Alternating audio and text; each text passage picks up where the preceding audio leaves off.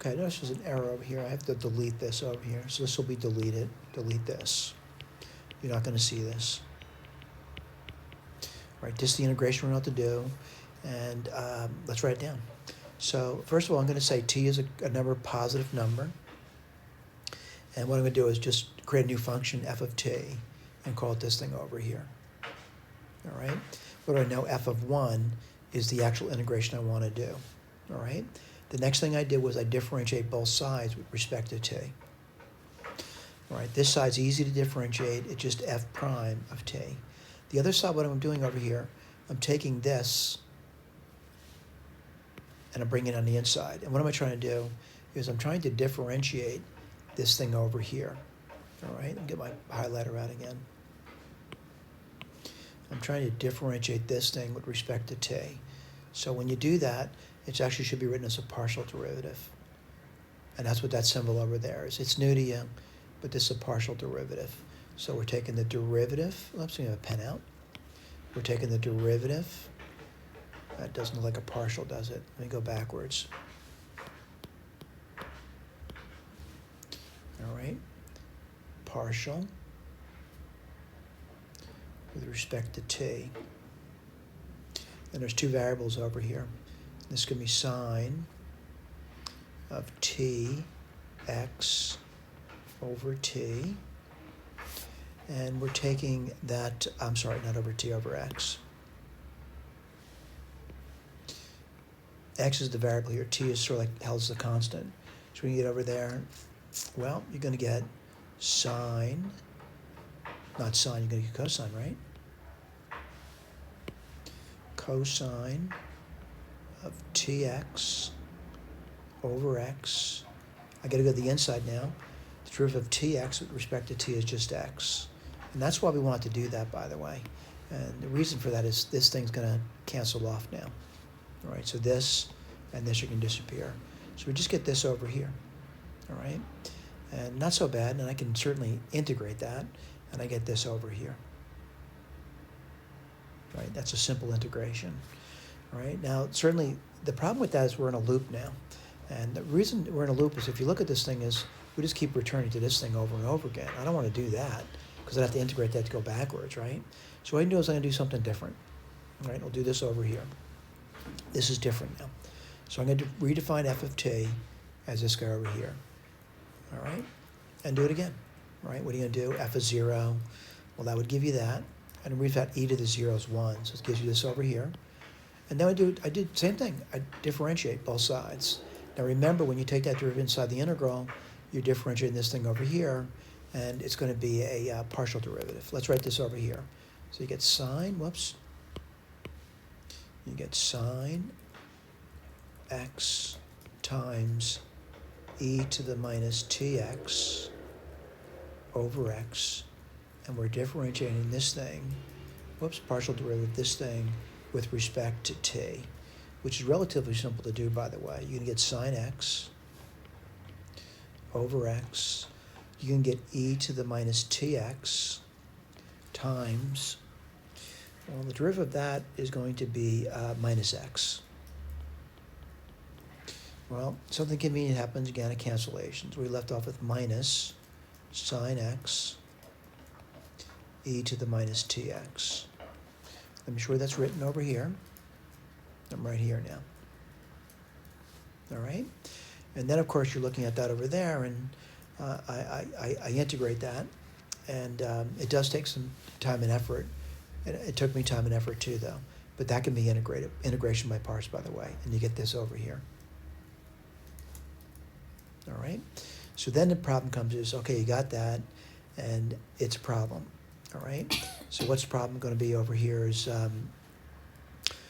well, you got to do some integrations now, don't you? And what do we got over here? Let's write this down. We got f prime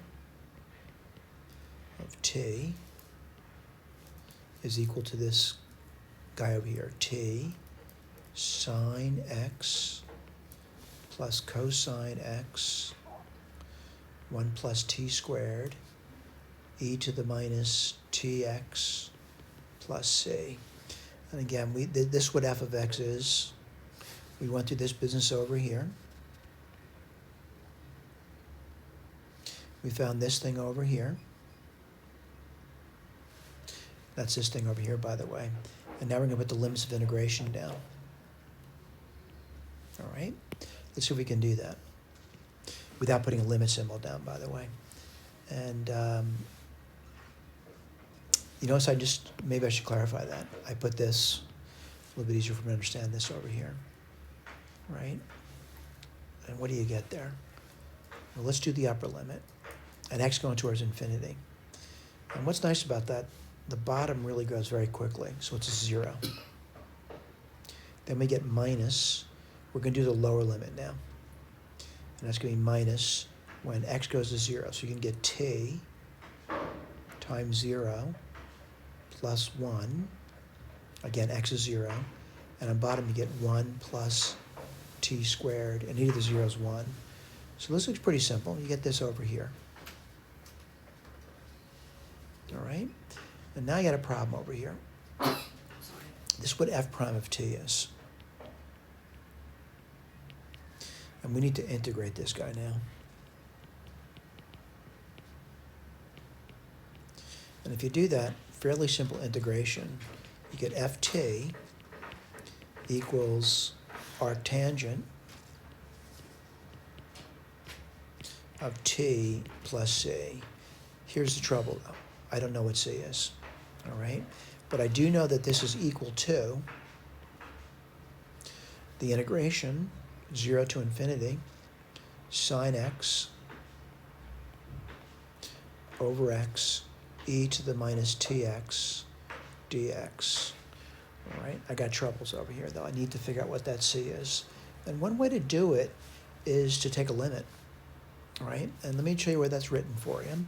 So we have this written down, what I just wrote over there.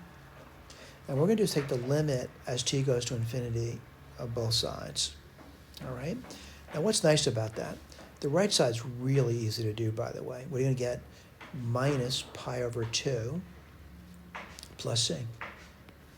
And this side's not so bad to do either, because when you go towards infinity, this thing here blows up. So you're basically getting 0 here. This whole integrand is 0, and that's going to integrate to 0. So now I know c is simply just pi over 2. All right? Let's go back to this over here. We'll write this down again, knowing what the c is. And we're going to pick a nice t now. What t are we going to pick? T is, let's see, I guess we pick t to be 0. If you pick t to be 0, what do you get? You get what you want. You get this over here. And again, if t is 0, the arctan is 0, 0. You get pi over 2. We found the evaluation over here, pi over 2. All right, so I'm going to say it's remarkable that we actually able to do the integration. I wanted to use Sage to check it, though, and I did check it. And what does Sage return? Pi over 2. Very quickly, by the way. All right, for the students that are taking the time to work on these optional problems, you may wonder if they're known integration methods. And yes, this is a known integration method. One we don't teach, but it's known. And so I'm going to say, yeah, there's a whole bunch of them. Stuff we don't teach, all right? But that was an integration method, all right? So I'm going to say keep in mind doing integrations in general is like solving a puzzle, all right? And practice is going to certainly improve your chances of seeing the tricks to these tricky integrations, by the way. Now, this is a famous integration, by the way. It's tricky. It took us time and effort to get that. It took me time and effort to write it up, by the way. So I want to point out, again, I realize, there's more tricks than I could ever understand, by the way. But the bottom line, my name is Ron Bannon. If you need to reach out to me, it's B as in boy, the @ NNON.US. Thank you so much for paying attention.